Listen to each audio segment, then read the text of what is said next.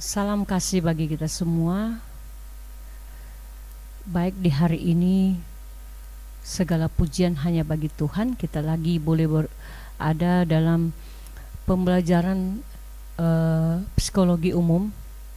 Kita akan masuk satu materi yang menyangkut tentang perilaku manusia. Kalau di materi sebelumnya kita sudah membahas tentang bagaimana konsep perilaku manusia. Hari ini kita akan melihat apa yang menjadi faktor pembentukan perilaku manusia. Yang pertama kita akan perhatikan dulu bagaimana proses pembentukan perilaku manusia. Nah, perilaku manusia terbentuk karena adanya kebutuhan menurut seorang yang bernama Abraham Maslow. Juga terbentuk dengan adanya motivasi, faktor perangsang dan penguat, dan sikap serta kepercayaan. Mari kita lihat satu bentuk piramid tentang perilaku manusia yang terbentuk karena adanya kebutuhan.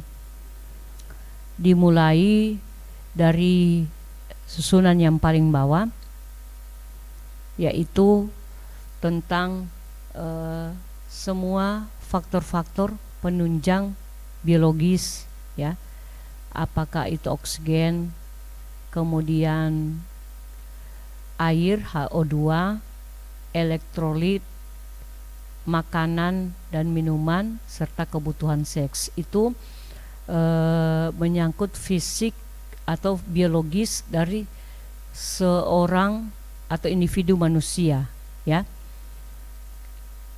Kemudian dia akan naik lagi karena membentuk satu kebutuhan fisiologis atau kebutuhan biologis. Nah, ini telah berlanjut dengan kebutuhan. Jadi manusia dalam konsep awalnya yang terdiri dari berbagai unsur-unsur seperti air, oksigen, elektrolit, makanan, minuman, dan kebutuhan seksual, di dalam satu konsep itu akan berlanjut kepada kebutuhan fisiologis dan biologis. Dalam kebutuhan ini, manusia pun harus memiliki rasa aman, ya, rasa aman. Kalau di sini piramidnya di warna di bagian yang ketiga, ya, naik lagi rasa aman. Kalau dia memiliki rasa aman atas situasi yang dia miliki di kondisi sekelilingnya, maka harus juga dimiliki rasa mencintai dan dicintai. Jadi perasaan aman itu akan berlanjut dengan rasa dicintai dan mencintai, lebih spesifik lagi menyentuh sampai di perasaan. Nah, di unsur yang hampir paling atas, yaitu dia akan memiliki harga diri, ya, harga diri. Nah, seorang manusia dia akan memiliki harga diri, artinya dalam melakukan sesuatu perilaku bagian kehidupannya, ya, karena ada tuntutan, ada kebutuhan, maka di dalam juga terkait dengan apa yang namanya harga diri manusia, ya. Orang kalau pikir kalau dia masih ada harga diri, so pasti kondisi kejiwaannya amburadul, ya. Tapi ketika dia sampai ke level ini, ya, dalam kondisi bagaimanapun dia akan mempertahankan harga dirinya untuk membawa konsep hidupnya kepada arah yang sesuai, ya, yang normal. Yang terakhir, ya, level yang paling terakhir yang dihadirkan yaitu aktualisasi. Dari bentukan-bentukan ini akan melahirkan aktualisasi atau perilaku diri, di mana ini merupakan konsep manusia yang normal. Jadi kita boleh lihat jika manusia itu dalam posisi tidak normal, kondisi kejiwaannya mengalami sesuatu hal, maka ada bagian-bagian ini yang harus diperhatikan, harus dicermati.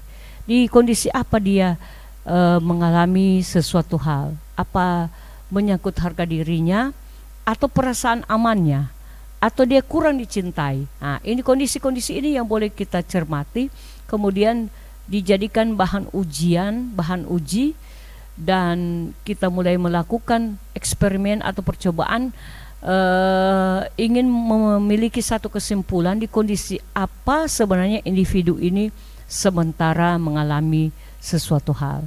Tapi bagi yang normal, maka kita akan temui seperti piramid yang digambarkan di slide ini, di slide yang ketiga. Baik, kita akan perhatikan yang pertama, motivasi. Motivasi yaitu satu dorongan penggerak untuk pencapaian tujuan tertentu, baik sadar ataupun tidak sadar. Nah, motivasi ini dapat timbul dari dalam diri individu dan datang dari lingkungan.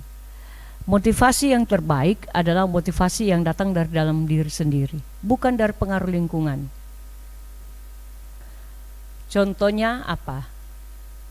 Ketika saya dan saudara belajar dengan tekun dan giat, itu karena ada dorongan motivasi. Untuk apa? Untuk memiliki nilai yang baik.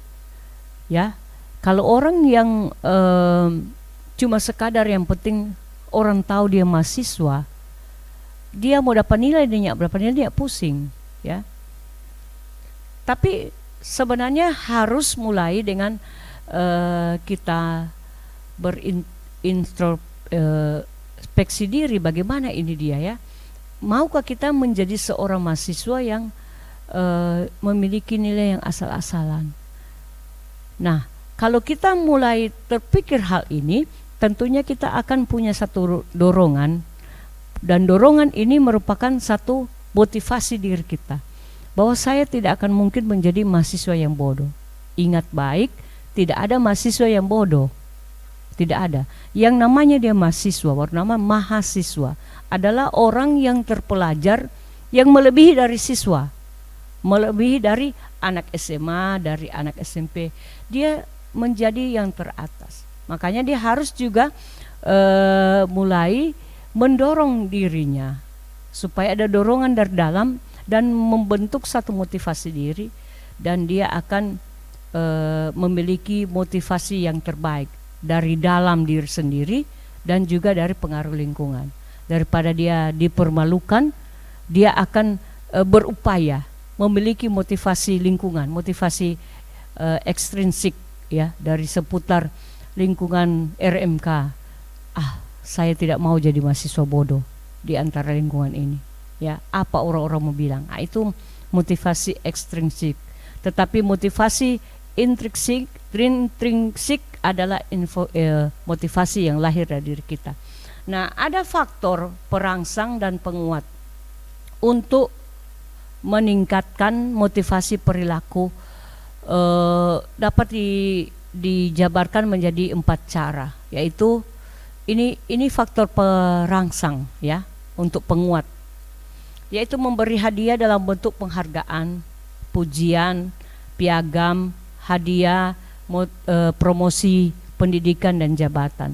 Jadi kepada perlakuan kita yang memang mempunyai fokus, ya, berorientasi pada tugas, maka selanjutnya kita akan menemukan faktor-faktor perangsang atau penguat ini, mengupayakan supaya hal-hal ini menjadi milik kita. Nah, ini bentuk motivasi lagi. Nah, kemudian kompetensi dan persaingan sehat, itu pun menjadi dasar motivasi atau faktor. Kemudian memperjelas tujuan dan menciptakan tujuan antara, peacemaking, ya. Memperjelas tujuan, kita harus jelas tujuan kita mau kemana. Kemudian kita mulai menciptakan, ya, tujuan ini, untuk mencapai tujuan ini ada hal-hal yang penting yang harus kita bikin satu jalur, kita ciptakan satu terobosan, kemudian itu menjadi bentuk motivasi bagi kita atau faktor perangsang atau penguat. Nah, yang selanjutnya memberi informasi keberhasilan kegiatan yang kita lakukan untuk mendorong lebih berhasil. Ternyata metode ini merupakan satu bentuk atau faktor perangsang. Jadi tidak salahnya ketika kita menyampaikan, menginformasikan seberapa keberhasilan kita, ya. Para saudara sekalian yang menjadi mahasiswa RMK, hendaknya kita memiliki faktor-faktor perangsang dan penguat ini. Jika kita berhasil, sampai seberapa capaian kita, usahakan kita harus mampu menginformasikan kepada orang lain. Kalaupun itu dalam nilai yang kurang, jangan kita berkecil hati. Itu akan menjadi satu motivasi dalam diri kita supaya ke depan kita akan menjadi lebih baik. Nah, kita akan lihat pengaruh dan sikap, pengaruh sikap dan kepercayaan. Yang pertama, sikap seorang sangat mempengaruhi perilaku. Sikap kita sangat mempengaruhi perilaku, baik sikap positif maupun negatif, ya. Seorang ibu dia menyadari betapa pentingnya imunisasi bagi bayinya, maka dia mengambil langkah untuk membawa anaknya untuk diimunisasi. Sementara kita tahu imunisasi ada yang berakibat apa? Berakibat memberi reaksi kepada anak seperti jadi demam dan sebagainya. Tapi karena ini ibu menyadari fungsi daripada imunisasi itu lebih penting, reaksinya itu sudah dapat diatasi. Kalau cuma demam bisa diatasi, ada obat yang akan diberikan. Jadi dia lebih memilih untuk mengadakan imunisasi kepada anaknya. Juga sikap seorang yang benci dan iri terhadap keberhasilan seseorang, itu sifat negatif. Nah, jadi akan jelas, ya, sangat tergambar sekali. Dia akan memberi perilaku-perilaku negatif ketika dia membenci seseorang. Hal lain yang mempengaruhi perilaku adalah kepercayaan yang dimiliki seseorang. Contoh, yaitu kepercayaan bahwa perbuatan yang baik akan memperoleh pahala di kemudian hari. Nah, saudara sekalian, kadangkala kita melakukan sesuatu yang baik kepada seseorang ketika orang itu berbuat baik. Ternyata kita harus memiliki satu bentuk kepercayaan di diri ini. Apapun yang kita lakukan harus melakukan yang baik.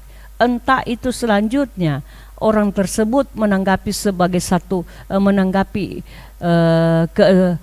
perilaku kita dengan bentuk kejahatan yang dia miliki, itu tinggal DP urusan, ya. Tapi yang pasti kita harus melakukan semua hal yang baik. Karena apa? Ketika kita menyadari apa yang kita lakukan yang baik akan menemui pahala di kemudian hari, ya. Ini juga konsep Alkitabiah. Kalau kita melakukan semua yang baik, dibilang jangan jemu-jemu berbuat baik, kita akan menerima satu kali kelak. Jangan ketika orang berbuat jahat kepada kita, kita harus melakukan juga hal yang jahat, tidak, ya. Kita melakukan saja konsep Alkitabiah, melakukan sesuatu yang baik. Nah, faktor yang mempengaruhi perilaku seseorang yaitu faktor genetik, faktor endogen, yang merupakan konsep dasar atau modal untuk kelanjutan perkembangan perilaku makhluk hidup. Jadi DP jenis ras, jenis kelamin, dan sifat fisiknya, ya. Jenis kelamin akan ada perbedaan perilaku wanita dan pria. Dapat dilihat dari cara berpakaian, ya, dan jenis pekerjaan. Juga masalah pertimbangan rasional dan akal. Kalau pria lebih banyak kepada pertimbangan rasional, sementara wanita lebih condong kepada emosional, ya. Nah, perilaku pada pria disebut maskulin, sedangkan pada wanita disebut feminim. Nah, sifat fisik artinya perilaku fisik individu akan berbeda, ya. Perilaku individu akan berbeda karena DP sifat fisik. Misalnya, orang dengan tipe piknis atau stenis pendek, gemuk, perut besar, dia mudah bergaul dan humoris. Jadi dari bentuk fisiknya kita akan dapat memperhatikan bagaimana bagian perilaku yang dapat dilakukan. Kemudian dia mudah penyesuaian. Nah, kepada yang tipe atletis, dia memiliki tulang, otot yang kuat, badan kokoh, dan lain-lain. Dia mengalami kesulitan dalam kontak dengan dunia sekitar, suka menyendiri dan sedikit berbicara. Ini mungkin hal-hal yang dapat kita temui bagian perilaku individu karena sifat fisiknya.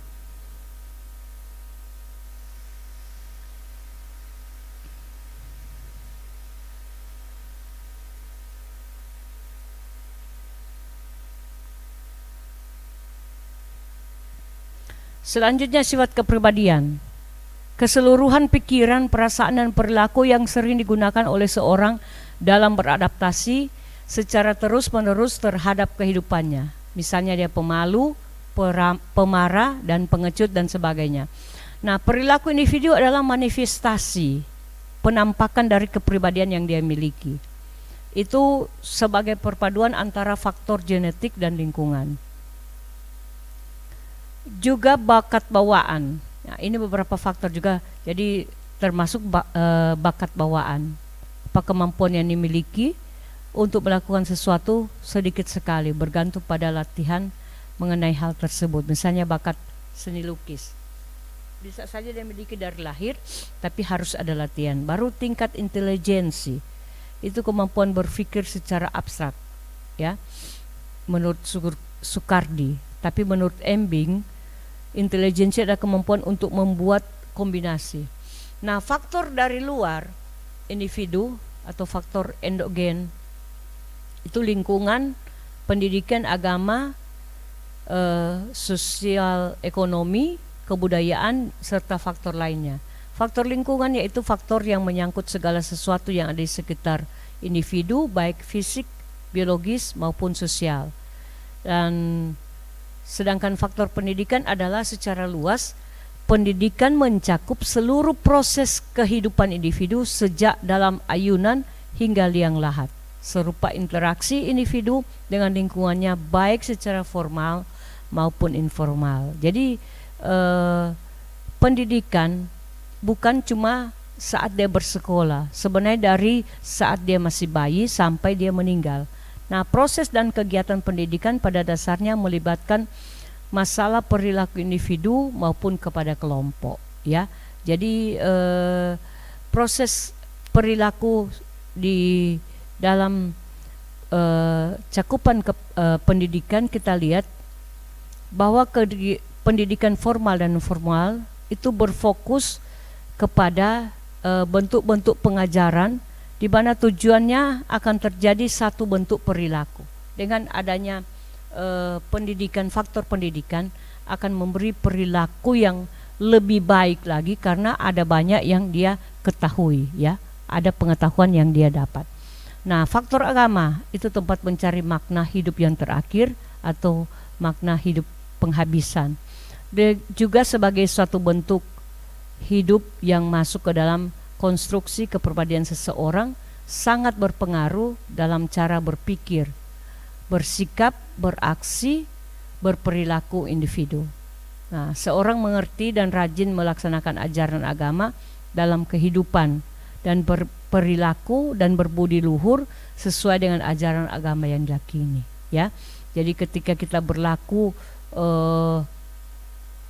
rajin dan mengerti tentang konsep agama yang kita anut, maka akan terlahir perilaku-perilaku yang lebih baik, ya. Kemudian faktor sosial ekonomi. Keluarga yang dalam status ekonominya berkecukupan akan mampu menyediakan segala fasilitas yang diperlukan demi memenuhi kebutuhan hidup.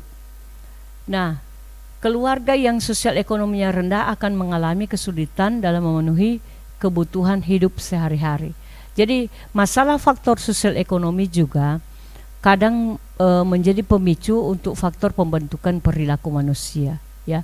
Ketika dia memiliki banyak fasilitas, maka perilaku yang dilakukan akan berbeda dengan keluarga yang tingkat sosial ekonominya menengah atau ke bawah.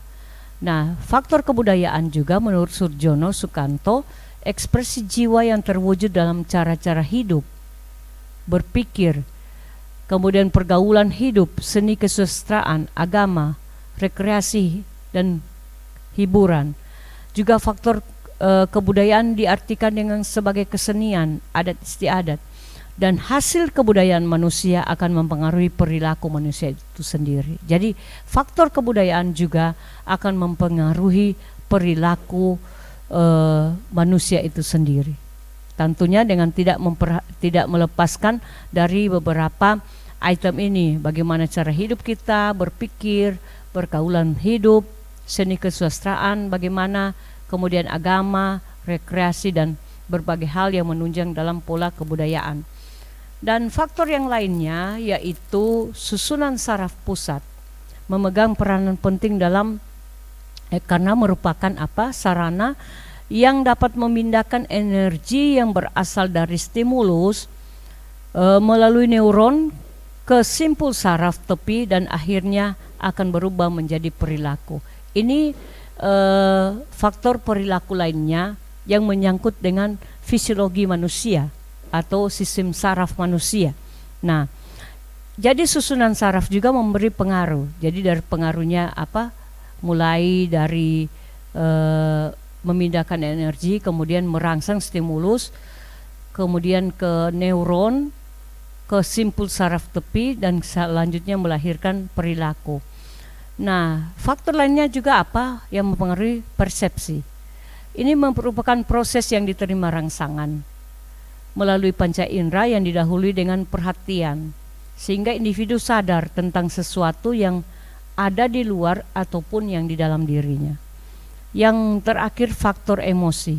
Ini merupakan manifestasi perasaan atau efek keluar disertai banyak komponen fisiologis dan biasanya berlangsung tidak lama, ya, dalam waktu yang singkat, dan perilaku individu dapat dipengaruhi dengan emosi. Saya kira ini hal-hal yang penting yang harus kita perhatikan dalam beberapa proses pembentukan perilaku, kemudian faktor-faktor yang mempengaruhi tentang pembentukan perilaku manusia. Kiranya beberapa slide ini yang menjadi pembelajaran bagi kita semua, dan video pembelajaran hari ini akan menjadi bagian bagi kita, pembelajaran penting mulai dari diri kita, dan kita akan mencoba mengasah semua bagian pribadi kita yang paling dalam untuk memiliki satu perilaku yang baik, dan hal ini akan berguna bagi kita semua. Puji Tuhan. Sampai sekian. Tuhan Yesus memberkati. Terima kasih.